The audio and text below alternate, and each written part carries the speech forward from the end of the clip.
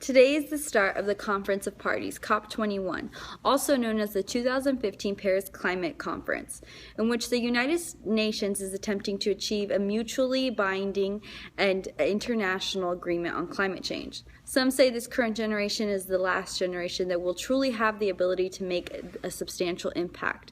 Others are more skeptical. But what's become increasingly true is that individuals don't like to talk about it. We don't like to admit our mistakes here on Earth. And we don't like to relive the daily pain of knowing that we are potentially the only generation or individuals who have the ability to be able to resolve those situations. So why do it again? Why not take advantage of an evolutionary do-over? We have that potential in space. When it comes to space, we have yet to colonize and harvest recklessly. Sure, we've put many satellites into orbit, but we've done so in a manner that's different from before, and we've done so in a way that we should continue to do so. We've done so in a way that has an ethical and international framework from its inception, really. It's time to expand that framework to include potential extraterrestrial microbial life. Not in retrospect, but from its inception.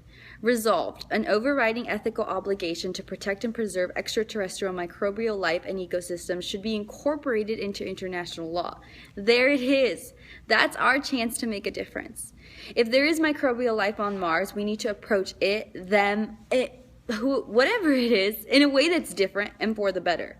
This time, we can't only act from human interest. Now, that isn't to say that there aren't legitimate scientific and even moral reasons for wanting to explore the depths of our universe. After all, we are as much a part of this universe as the potential microbial life could be.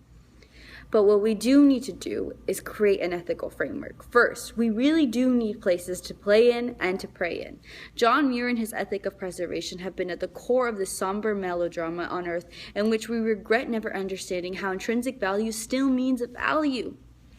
Sure, we don't sell it for profit and we don't have these economic interests at every single step of the way, but intrinsic value can still be found there. There's still some purpose, whether it's to our soul or to our scientific knowledge. Similarly, we must preserve these microbes in space because they have some relative intrinsic worth.